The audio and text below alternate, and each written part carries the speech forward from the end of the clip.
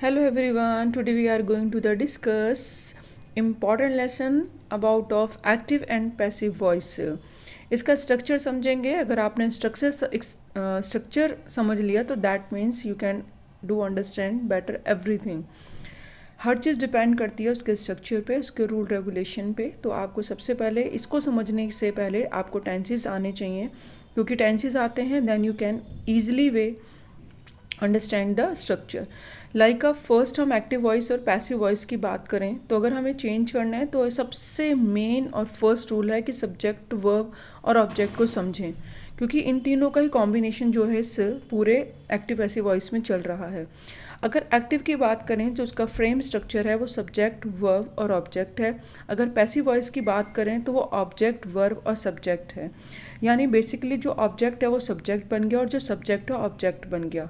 आपको कुछ नहीं करना, सेंटेंस में जो फ्रेम आपको दे रखा होगा आपको सिंपली यूज़ करना है. बहुत ही ज़्यादा सिंपल है. वर्ब की थर्ड फॉर्म ही यूज़ होगी.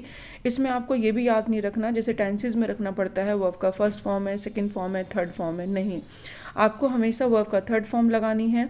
और इसमें सिर्फ ये स्ट्रक्चर अगर आपने लर्न कर लिया कि पैसिव वॉइस में ऑब्जेक्ट आगे आएगा, एक्टिव वॉइस में सब्जेक्ट, बस सिंपल इतना ही है और कुछ भी नहीं है इसके अंदर. What is the active voice होता क्या है? सिंपल है कि जो सब्जेक्ट परफॉर्म कर रहा है एक्शन को, ठीक है, action of the verb, that means वो क्या कहला रहा है? एक्टिव. क्योंकि एक्टिव क्या है यहाँ पे बोला है the doer of the action. जो सब्जेक्ट है वो क्या है? डूअर है. जैसे कि सेंटेंस में the dog chased the cat, इसके अंदर डूअर कौन है? ऑब्वियसली कौन है? डॉग. तो डॉग जो है वो डूअर है किस चीज़ का? एक्शन का. तो वो एक्टिव कहलाता है. इसी तरीके से पैसिव वॉइस के अंदर अगर हम देखें तो जस्ट आप दोनों सेंटेंस में देखेंगे तो यहाँ पे ऑब्जेक्ट आगे आ गया है. जो द कैट है वो अब सब्जेक्ट बन गया है. दैट मीन्स वो रिसीव कर रहा है एक्शन को, वो रिसीवर बन गया है. तो जो यहाँ कैट है वो क्या बन गई है? The cat is the receiver of the action. Simple is that कि it's suffer the action done by cat. तो यहाँ पे जो cat by done by dog, जो डॉग है वो क्या कर रहा है? उसके चेस कर रहा है, यानी डॉग के द्वारा चेस किया जा रहा है. यानी किसके द्वारा काम किया जा रहा है? वो हमारा पैसिव वॉइस है. और इसमें बाय प्रपोजिशन जरूर लगती है, इसका भी आपको ध्यान रखना है. एक्टिव वॉइस और पैसिव वॉइस में दैट मीन जो directly acting on the object है, subject is directly acting on the object, वो क्या हो जाएगा? एक्टिव वॉइस है. और when the object is acted upon by the subject, simple is वो क्या हो जाएगा? पैसिव वॉइस हो जाएगा. अब अगर हम इसके स्ट्रक्चर की बात करें, टेंसेस के अंदर जो हम यूज़ करते हैं, सिंपल प्रेजेंट है, प्रेजेंट कॉन्टिन्यू टेंस है, प्रेजेंट परफेक्ट है, सिंपल पास्ट है, पास्ट कॉन्टिन्यू है, पास्ट परफेक्ट है, सिंपल फ्यूचर है, फ्यूचर परफेक्ट है. यानी इसमें भी हम जो टेंसेस हैं सभी टेंसेस को यूज़ नहीं करते हैं. कुछ 4 टेंसेस हैं जो पैसिव फॉर्म में यूज़ नहीं होते हैं, तो वो हम देखेंगे जिससे कि आप इजीली फ्रेम कर सकें, स्ट्रक्चर कर सकें. और आप जब सेंटेंस बनाएंगे तो आपको ये भी ध्यान रखना है कि अगर सब्जेक्ट हमारा पास आई है तो वो ऑब्वियसली बाय के बाद क्या हो जाएगा? प्रीपोजिशन के बाद उसको हमें चेंज करना पड़ेगा मी में. जैसे आप डायरेक्ट और इनडायरेक्ट करते हैं ना नरेशन में. अगर वी है तो उसको अस में चेंज करेंगे, ही है तो हिम, शी है तो हर, और दे है तो दैम, और यू का यू, इट का इट. तो अभी हम स्ट्रक्चर से समझ लेते हैं. जैसे सिंपल प्रेजेंट टेंस की बात करें हम सबसे पहले, तो आपको रूल रेगुलेशन तो पता है, क्योंकि टेंस अगर आपको आते हैं, क्योंकि इसके लिए टेंस आपको सबसे पहले करने पड़ेंगे. Without tense you can't do. तो सबसे पहले आप लर्न करिए टेंसेस को, अंडरस्टूड करिए, उसके बाद ईजिली आपको एक दिन लगेगा इसको अंडरस्टैंड करने में. तो वर्ब का फर्स्ट फॉर्म है, ठीक है, ये एक्टिव वॉइस है. एक्टिव वॉइस के अंदर जैसे she writes a letter.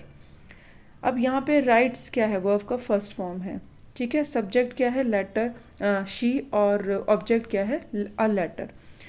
Frame करना है तो अब आपको इज एम आर यूज़ करना पड़ेगा. इज एम आर बेसिकली जो अब यहाँ पे बी की फॉर्म यूज़ करेंगे आप, is am are, was, were, being, been. ये आप स्ट्रक्चर में आपको ये सारी चीज़ें यूज़ करनी पड़ेंगी.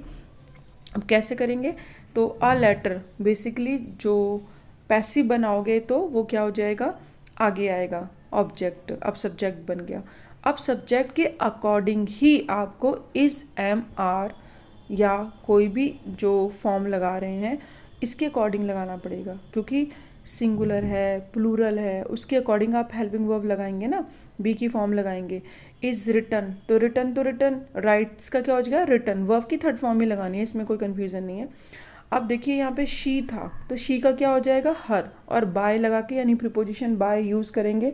क्यों, क्योंकि इसमें यहाँ पे पता चल रहा है कि किसी के द्वारा काम किया जा रहा है, यानी काम कर कौन रहा है, सिंपल इज़ दैट। तो जो किसी काम को कर रहा है तो वो प्रिपोजिशन के बाद ही आएगा ना, मतलब किसके द्वारा काम किया जा रहा है, कौन है जो उस काम को कर रहा है, एक्शन को, तो सिंपल। तो a letter is written by her, ठीक है।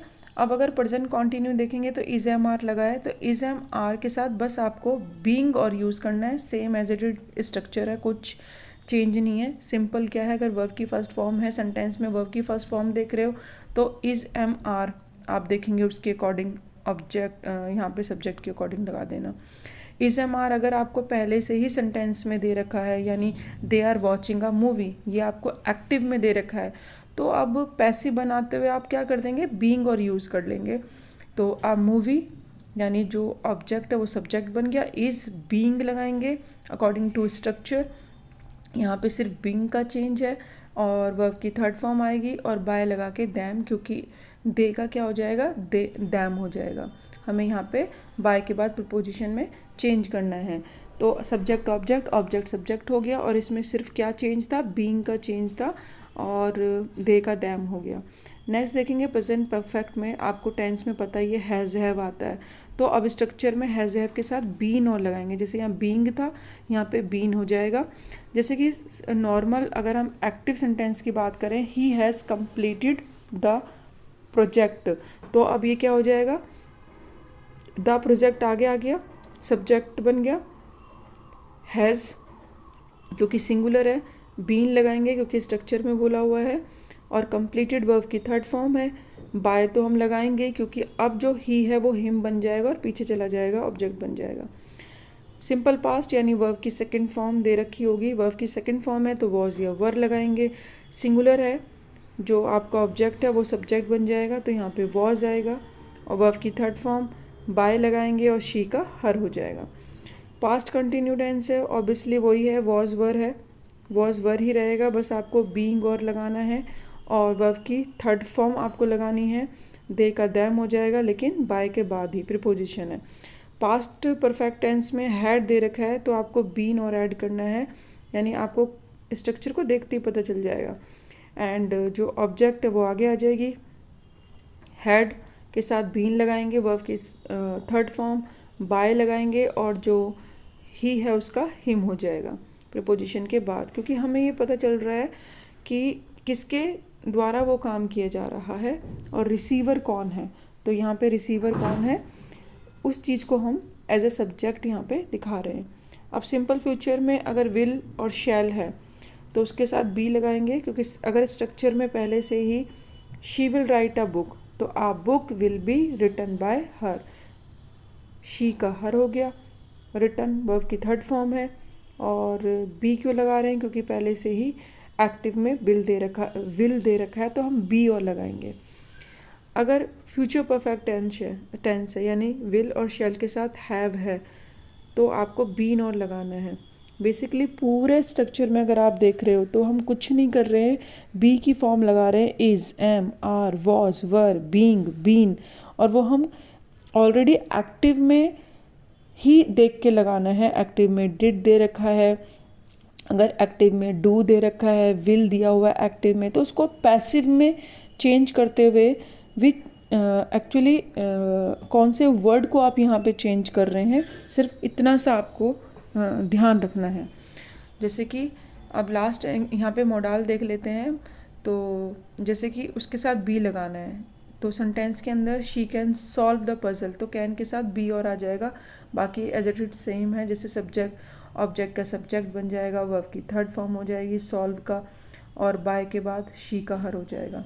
तो ये भी आपको देखना है कि सब्जेक्ट जो है वो बाय के बाद ही का क्या हो गया, हिम, शी का हर, दे का दैम, ही का हिम, और दे का दैम, तो ये सारी चीज़ें आपको रखनी है, और आपको कोई भी इसमें डिफ़िकल्ट नहीं आने वाली है।